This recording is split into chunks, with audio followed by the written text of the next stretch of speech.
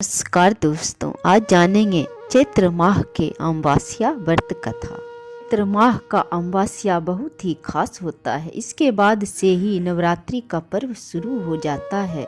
वैसे तो हर महीने में अमावस्या तिथि आती है, लेकिन चैत्र माह में आने वाली इस तिथि का विशेष धार्मिक महत्व माना जाता है। हिंदुओं का नया साल शुरू हो जाता है। माना जाता है कि अमावस्या पर पितरों का तर्पण करने से पितृदोष से मुक्ति मिलती है। पौराणिक कथा के अनुसार एक नगरी में एक राजा राज करता था। उसकी प्रजा और परिवार के लोग सुखी थे। राजा की रानी बहुत ही धार्मिक विचारों की थी। राजा के महल के सामने ही एक साहूकार की हवेली थी। राजा और साहूकार की पत्नी में आपस में घनिष्ठ मित्रता थी। एक बार साहूकार की हवेली से उसकी पत्नी की रोने की आवाज आने लगी। इसके बाद रानी ने राजा से इसका कारण पूछा तो राजा ने कहा कि सेठ का पुत्र मर गया है। इस पर रानी ने कहा कि महाराज, दुख क्या होता है जो सेठ की पत्नी रो रही है। इस पर राजा ने कहा कि जब तुम्हारा बेटा मरेगा तब तुम्हें पता चल जाएगा। इसके बाद रानी ने अपने बेटे को महल से नीचे फेंक दिया, लेकिन भगवान की कृपा से वह बच गया। रानी ने फिर राजा से पूछा कि दुख क्या होता है। तब राजा ने कहा कि पड़ोसी राज्य में युद्ध हो रहा है, मैं भी उस युद्ध में अकेला जाऊंगा।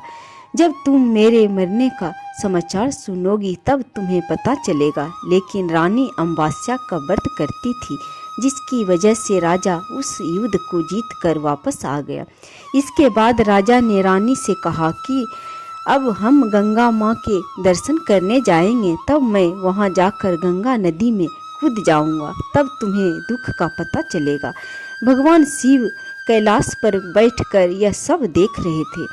उन्होंने माता पार्वती से कहा कि आज मैं तुम्हें सुखी आत्मा के दर्शन करवाऊंगा। जिसके बाद भगवान शिव ने बकरे और माता पार्वती ने बकरी का रूप धारण कर लिया।